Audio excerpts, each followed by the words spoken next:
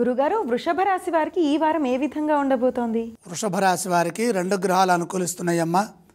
తృతీయంలో కుజుడు, ఏకాదశంలో రాహువు. సకాలంలో పనులు మొదలు పెట్టండి. మీ ప్రయత్నాలు ఒక్కొక్కటిగా ఫలిస్తాయి. ప్రతి అంశాన్ని క్షుణ్ణంగా పరిశీలించి సరైన నిర్ణయం తీసుకోవడం ద్వారా విజయం లభిస్తుంది. కాలానుగుణంగా ముందుకు సాగాలి. చెడు ఏమాత్రమూ ఊహించవద్దు. మీ ధైర్యం మిమ్మల్ని ముందుకు నడిపిస్తుంది. ధర్మ మార్గంలో ఆలోచించండి. దగ్గర వ్యక్తులతో సంప్రదించి సమిష్టి నిర్ణయాలని అమలు చేయాలి. సందేహాస్పదమైన అంశాలలో జాగ్రత్తగా ఉండాలి. మొహమాటం వల్ల ఇబ్బందులు ఎదురుకాకుండా జాగ్రత్త వహించండి. కొందరు కావాలని సమస్యలు సృష్టించడానికి ప్రయత్నం చేస్తారు. ఆవేశపూరితంగా ఎటువంటి నిర్ణయాలు తీసుకోకుండా బుద్ధి బలంతో వ్యవహరించాలి. ఉద్యోగంలో మీ కర్తవ్యాలను మీరు జాగ్రత్తగా నిర్వర్తించండి. పెద్దలతో సున్నితంగా స్పందించాలి. తోటి వారిని కలుపుకోవడం ద్వారా శక్తి లభిస్తుంది.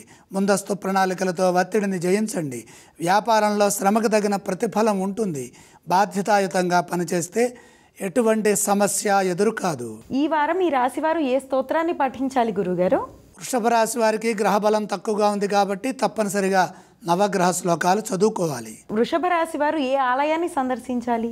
నవగ్రహాలని దర్శించండి. వృషభ రాశి వారు ఏవేవి దానం చేస్తే ఈ వారం శుభ ఫలితాలు కలుగుతాయో తెలియచేస్తారా? నవధాన్యం నవగ్రహాల పాదాల దగ్గర ఉంచి నమస్కారం చేయండి.